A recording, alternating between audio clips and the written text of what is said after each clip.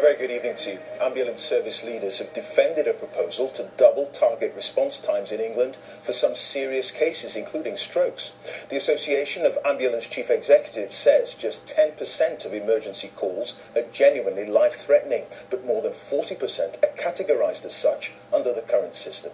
Here's our health correspondent, Dominic Hughes. Over the last few weeks, ambulance services in England have been under intense pressure. A big increase in calls mean crews are stretched. Now a leaked document shows how NHS managers are planning to respond. The document refers to two main types of emergency ambulance call. Red 1 calls, the most urgent life-threatening conditions such as heart attacks or serious bleeding. 3/4 of these calls should be responded to within 8 minutes.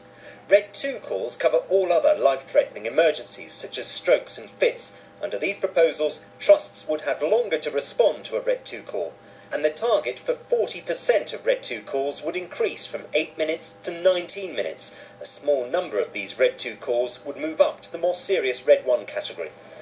Ambulance services across England are all seeing a big increase in demand. Here in the northwest of England, they're fielding as many as 4,000 calls every day. That's a significant increase on this time last year.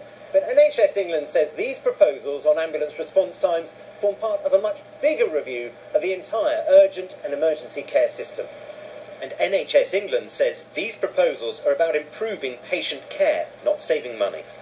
It's really important that we use the resources we've got in the very best way, and if we can do that and at the same time improve patient care and outcomes, that's exactly what we want to do as doctors. This is a medical decision.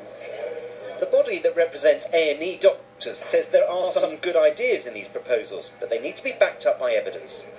It's absolutely the right way forward. The College of Emergency Medicine and myself have said all along that these sorts of ideas, when they are proposed, should always be tested and piloted. So we actually have confidence in knowing that what the change we've made is one for the better. And if it isn't, then we can reverse it.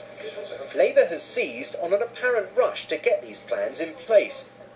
The focus should be on relieving pressure in accident and emergency departments, putting nurses back on the end of phones at NHS Direct, reopening NHS walk-in centres, taking pressure off the front line this winter. That is the way to make services better, not to sit in a room and rewrite the rules and move the goalposts. The body behind the document, the Association of Ambulance Chief Executives, says it's surprised at Labour's reaction. But with less than 6 months to go till the general election, it's clear how central a part the NHS will play in the fight for votes. Dominic Hughes, BBC News.